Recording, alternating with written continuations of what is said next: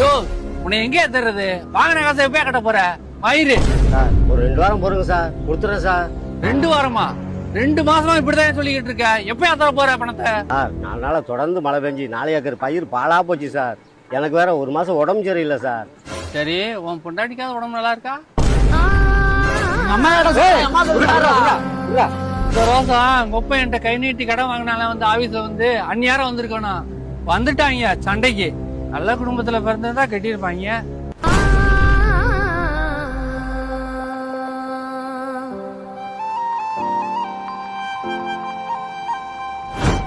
தம்பி அண்ணனை தனித்தாவலுக்கு தண்ணி கொண்டு வா.